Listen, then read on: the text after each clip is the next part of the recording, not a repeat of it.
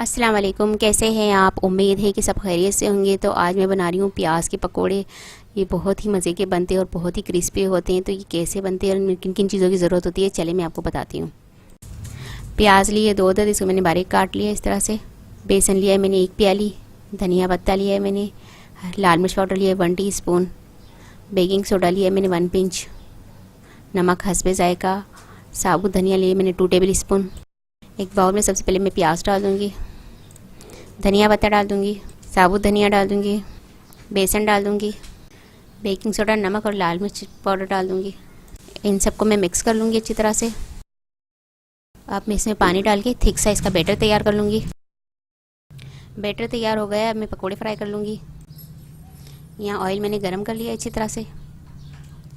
अब मैं इस तरह से डाल के पकोड़े तैयार कर लूँगी इसके, और इसे मैं मीडियम फ्लेम पर फ्राई करूँगी ताकि क्रिस्पी और अच्छे से फ्राई हो।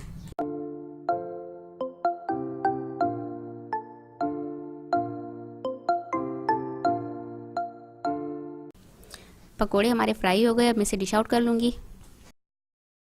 ये देखिए मज़ेदार से क्रिस्पी से हमारे प्याज के पकोड़े तैयार है। ये बहुत मज़े के और बहुत ही टेस्टी बनते हैं। तो इसे आप इफ्तार में ज़रूर बनाइएगा। ये उम्मीद है कि आपको बहुत पसंद आएंगे। और अगर आपको ये रेसिपी पसंद आए तो मुझे कमेंट्स में ज़रूर बताइएगा कैसी लगी आपको ये रेसिपी। और अगर आपको मेरी वीडियो पसंद आती है तो उसे लाइक करें, शेयर करें। और अगर आप मेरा चैनल पहली मरतबा देख रहे हैं तो सब्सक्राइब कीजिए। नीचे दिए गए बेल आइकन को क्लिक करें ताकि मेरी आने वाली नई वीडियो आप तक पहुँच सके। मुझे अपनी दुआओं में याद रखिएगा। आपसे मिलती हूँ अगली वीडियो में। अल्लाह हाफिज़।